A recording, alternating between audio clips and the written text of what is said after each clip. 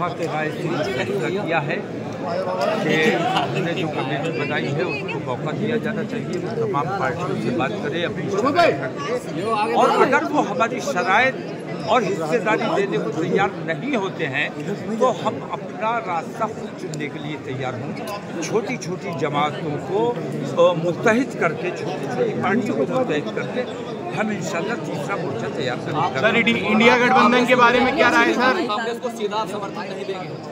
नहीं, सीधा समर्थन किसी को भी नहीं देंगे, क्योंकि हमने सबको आजमाया हुआ है। अपनी शराइत और भागीदारी की बुनियाद पर समर्थन किया जाएगा। सर, दूसरे मोर्चे के लिए इंडिया गठबंधन काफी नहीं है क्या?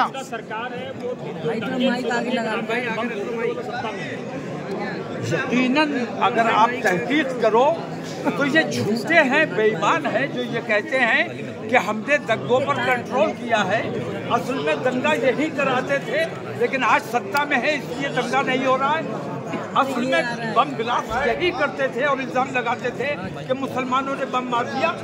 ये अब सत्ता में है इसलिए कहीं बम नहीं फट रहा है, और बमों से इन्होंने हमेशा फायदा उठाया है, और पिछले चुनाव भी पुलवामा के जरिए जीता गया। मौलाना, आपने मथुरा की बात की, खासतौर से शाही ईदगाह का सर्वे करने की बात हो रही है। शाही ईदगाह का सर्वे कराइए, खूब कराइए, लेकिन अब ये बर्दाश्त नहीं किया जाएगा। आप हजारों सर्वे कराएंगे, लाखों मस्जिदों की लिस्ट लेकर बैठे रहेंगे, इन चीज़ों को बर्दाश्त नहीं किया जाएगा। धर्म का जो नशा सुंघा दिया गया है, जो चरस पिलाई जा रही है, ये बर्दाश्त नहीं किया जाएगा। बाबरी मस्जिद को सब्र किया गया है, अब हम सड़कों पर लड़ने के लिए तैयार हैं। अब हम अपनी कोई मस्जिद देने के लिए तैयार नहीं हैं। बहुत शुक्रिया, बहुत शुक्रिया। हो गया भाई, हो गया चलो, अल्लाह खैर से। अरे तीसरी पार्टी का नाम स्टार्ट कौन है? रेड लाइट जल रही है। सर, आज की इस महापंचायत का क्या असल मकसद था? असल मकसद ये था कि SC ST OBC और माइनॉरिटीज जितनी भी है, मुस्लिम सिख क्रिश्चियन बौद्ध, उनके हक जो हैं, ये सुप्रीम कोर्ट की जजमेंट्स भी, सर्वे भी, हर जजमेंट ये कहती है कि इन सभी ग्रुप की हक तलफी हुई है और इन लोगों को न्याय नहीं मिला। वो न्याय दिलाने के लिए एक रास्ता तलाश करने के लिए, ताकि SC ST OBC माइनॉरिटी सब एक साथ आ जाए, उसके लिए हमने सबसे पहले ये एक मुस्लिम पंचायत की है। आप लोगों को सबको पता है कि हम रामलीला मैदान में करना चाहते थे, सरकार ने हम पे ये दबाव बनाया कि आप सिर्फ मुसलमानों की आवाज़ उठाओगे तब हम आपको करने देंगे, लेकिन हमने कोर्ट से परमिशन ली, तब भी 10,000 का कैप लगाया गया। हम अब कोर्ट में ये पिटीशन लगा चुके हैं कि 10,000 का कोई बंदिश नहीं लगानी जानी चाहिए। हम लोगों के जितने लोग किसी और को अलाउड है, हमें भी होने चाहिए, लेकिन बुनियादी बात यह है कि इस देश का सलूशन एक ही है, और वो सलूशन ये है कि 100% रिजर्वेशन होनी चाहिए। जिसकी जितनी संख्या भारी उतनी उसकी हिस्सेदारी, ईमानदारी, और बगैर कोई बेईमानी किए होनी चाहिए। नॉट फाउंड सूटेबल नाम की चीज़ नहीं होनी चाहिए। रिजर्वेशन पूरी तरीके से लागू होनी चाहिए, बल्कि 100% रिजर्वेशन। और रिजर्वेशन सिर्फ एजुकेशन में नहीं, रिजर्वेशन सिर्फ नौकरी में नहीं, ज़मीन के नीचे से लेके आसमान तक जो भी संपदाएं हैं भारत की, चाहे वो गवर्नमेंट के सेक्टर में हो या प्राइवेट सेक्टर में हो, उसमें हर एक भारतीय नागरिक की बाबा साहब डॉक्टर भीमराव अंबेडकर ने बराबरी की हिस्सेदारी बनाई है। और वो बाबा साहब डॉक्टर भीमराव अंबेडकर के संविधान से, जो हम सब ने एक्सेप्ट किया है, उसके हिसाब से सबको 100% रिजर्वेशन हर चीज़ में मिलना चाहिए। नौकरियों में, गवर्नमेंट में, मंत्रियों के पद में, प्रधानमंत्री में, सब में रिजर्वेशन होना चाहिए। जैसे रोस्टर बनता है ना गवर्नमेंट जॉब का, वैसे ही प्रधानमंत्री और चीफ मिनिस्टर की पद में भी भले ही रोस्टर बनाना पड़े, लेकिन हिस्सेदारी सबकी होनी चाहिए। सर, ये 24 के चुनाव से पहले ही मुस्लिम महापंचायत क्यों? क्योंकि चुनाव से पहले देखिए, लोगों ने राजनीति को एक बहुत ही गंदी और घिनौनी चीज़ की तरह देखना शुरू कर दिया है, लेकिन ये बात सही नहीं है। राजनीति संविधान के तरीके से सबसे अच्छा रास्ता है सबको न्याय दिलाने की। बहादुरी के साथ अगर संविधान का प्रयोग किया जाएगा तो हर एक व्यक्ति को न्याय मिलेगा।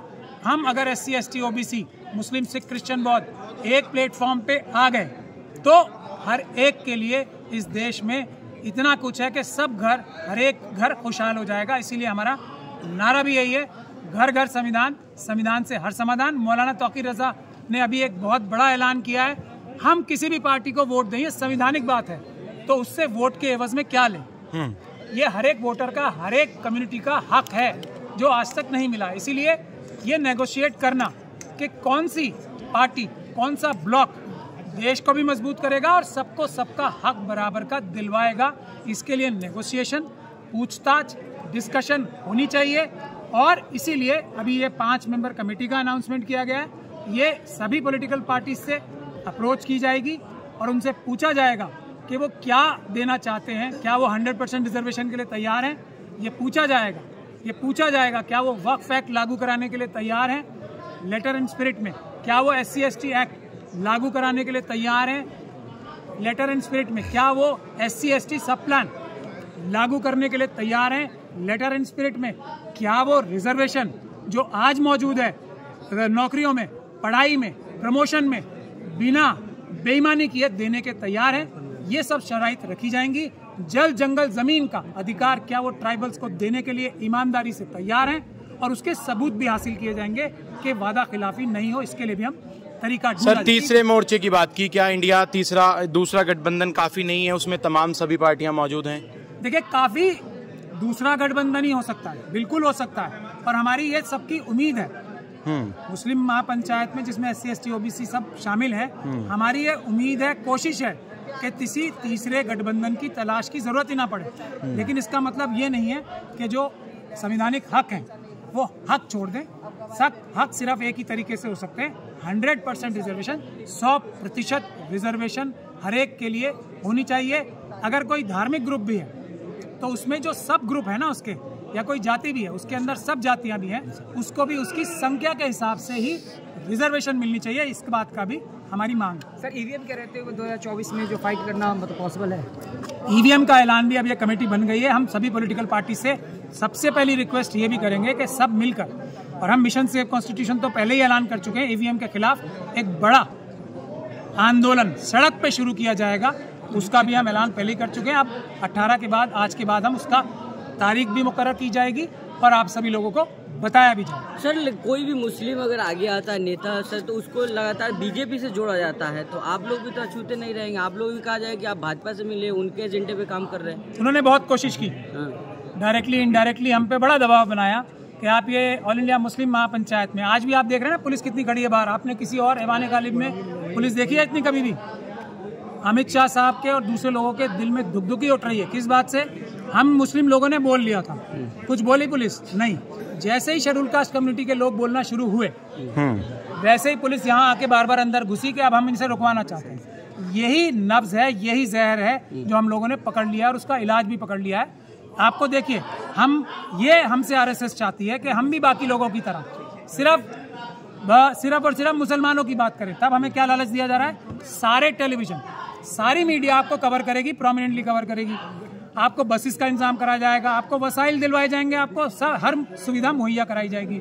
लेकिन अगर आप मुस्लिम महापंचायत में SC/ST OBC और माइनॉरिटी की बात करेंगे तो आपको नहीं करने दिया जाएगा।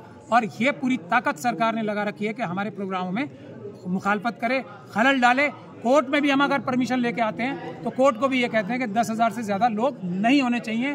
क्यों नहीं होने चाहिए? कि अगर लाखों की तादाद में या हज़ारों की तादाद में भी मुसलमान कम्युनिटी ये खड़े होकर बोले कि हम अपने हकों से पहले शेड्यूल कास्ट कम्युनिटी के हक चाहते हैं, शेड्यूल ट्राइब कम्युनिटी के हक चाहते हैं, OBC के हक चाहते हैं, हम सिख, क्रिश्चियन, बौद्ध के हक हम अपने से पहले चाहते हैं, ये उस जहर को ख़त्म कर देगा, ये उस जहर का एंटीडोट है। तो ये इल्ज़ाम जो लगते हैं वो हम लोगों पे नहीं लग सकते, क्योंकि हम RSS और BJP की चालों में आने वाले सर एक तरफ बात की गई संविधान की, आइन की बात, और दूसरी तरफ बाबरी मस्जिद, मथुरा काशी को लेकर सड़कों पर उतरने की लड़ाई की बात जो है वो की गई दूसरी तरफ। ये संविधान की बात है ना? हाँ, आप समझ लीजिए इस बात को।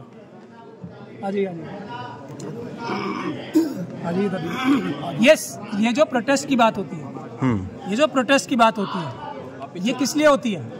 ये प्रोटेस्ट की बात इसीलिए होती है, ये भी संवैधानिक अधिकार है ना। पीसफुल प्रोटेस्ट संविधान का सबसे बड़ा रास्ता है। जनता जो है हमारे देश की, वो जनता देश की मालिक है। चीफ जस्टिस ऑफ इंडिया, मैं कह रहा हूँ जुडिशरी के सारे जजेस जनता के नौकर हैं, चीफ मिनिस्टर्स हमारे नौकर हैं, प्रधानमंत्री हमारे नौकर हैं। अगर नौकर जो पार्लियामेंट है वो हमारी नौकरों से भरी हुई है, क्योंकि MP हमारे नौकर होते हैं। तो अगर नौकर जो वादे करते हैं, जिस शराइत पे हमने उन्हें नौकरी दी थी, अगर वो वादा खिलाफी करें तो क्या मालिक जो है बिल्कुल बेसहारा हो जाएंगे? नहीं, मालिक बेसहारा नहीं हो जाएंगे। मालिकों के पास जो रास्ता संविधान ने, बाबा साहब डॉक्टर भीमराव अंबेडकर के संविधान ने दिया है, मालिकों का रास्ता है पीसफुल प्रोटेस्ट। सरकारों को मजबूर किया जाए, MP MLAs को, चीफ मिनिस्टर्स को, प्राइम मिनिस्टर को ये कहा जाए कि इस मामले में आप हमारी रिजर्वेशन जो खत्म कर रहे हो, जो सेंसस नहीं करा रहे हो OBC का, इसलिए हमने आपकी ताकत जो हमने दी थी आपको वो हमने वापस ले ली। ये है पीसफुल प्रोटेस्ट का तरीका। इसीलिए आपने देखा होगा किसान आंदोलन हुआ, प्रधानमंत्री जी ने माफी मांगी और वापस लिया, गलती मानी। इसी तरीके से ये सबसे बड़ा संवैधानिक तरीका है पीसफुल प्रोटेस्ट का। तो जनता के हाथ में पीसफुल प्रोटेस्ट। तो साहब ने कहा कि हम जो ज्ञानवापी को नहीं गिरने देंगे, बचाएंगे उसको, रोड पे आना पड़ेगा, ऐसा बोल रहे हैं वो। मैंने वही बोला ना, प्रदर्शन। देखिए, एक बहुत अच्छी बात तौकीर रजा साहब ने कही, वो आप लोगों को ध्यान से सुननी चाहिए थी, शायद आप लोगों ने नहीं सुनी। उन्होंने कहा आस्था की बात है तो आस्था बराबर होती है सबकी। अगर एक आस्था वाले ये बात बोलते हैं कि हम सुप्रीम कोर्ट को नहीं मानेंगे, अगर हमारे खिलाफ फैसला आया, हम सुप्रीम कोर्ट से भी ऊपर हैं, तो अगर आस्था दोनों की बराबर है, हम तो अब भी ये नहीं कह रहे, क्योंकि हम संविधानवादी हैं, हम अम्बेडकरवादी, हम अब भी ये नहीं कह रहे हैं कि हमारी आस्था सुप्रीम कोर्ट से ऊपर है, लेकिन आस्था बराबर है। जहां किसी और की आस्था खड़ी है, उसी के बराबर में हमारी भी आस्था खड़ी है, और उसके लिए संवैधानिक तरीके सारे इस्तेमाल किए जाएंगे, ये हम वादा करें। क्या सर आप चुनाव लड़ोगे भविष्य में?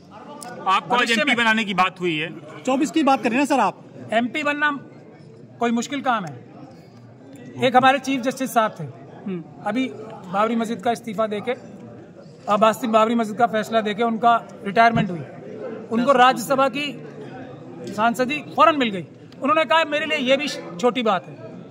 तो आप ये बात समझिए, अगर जमीर फरोशी की बुनियाद पे अपने भारत की जनता के, खास तौर पे SC ST OBC और माइनॉरिटी की इंटरेस्ट कॉम्प्रोमाइज करके, उनका हक तलफी करके MP MLA बनना होता तो मैं आपसे 25 साल पहले या 30 साल पहले बन चुका होता। MP MLA बनना जरूरी नहीं है, पार्लियामेंट में बहादुर MP, हमारे देश में बहादुर नेता पैदा करने की जरूरत है जो संविधान के हिसाब से देश चलवा सके। MP MLA तो हमारे जैसे लोग कभी भी बन जाएंगे। अभी मैं थोड़ा सा जमीर फरोशी कर लूं, अभी मुझे कोई भी पार्टी अपना MP MLA बना देगी। अभी मौलाना तौकीर रजा थोड़ा सा कॉम्प्रोमाइज कर लें, कोई भी पॉलिटिकल पार्टी ने MP MLA मिनिस्टर बना देगी, लेकिन फिर हम अल्लाह को क्या मुंह दिखाएंगे? ये है बुनियादी बात। MP MLA बनना जरूरी नहीं है, अपने MP MLA जिता के लाना बड़ी बात है, हम उस काम पे लगे। ईमानदार MP MLA जिता के लाना बड़ी बात है, हम उस काम पे लगे। शुक्रिया। Thank you sir.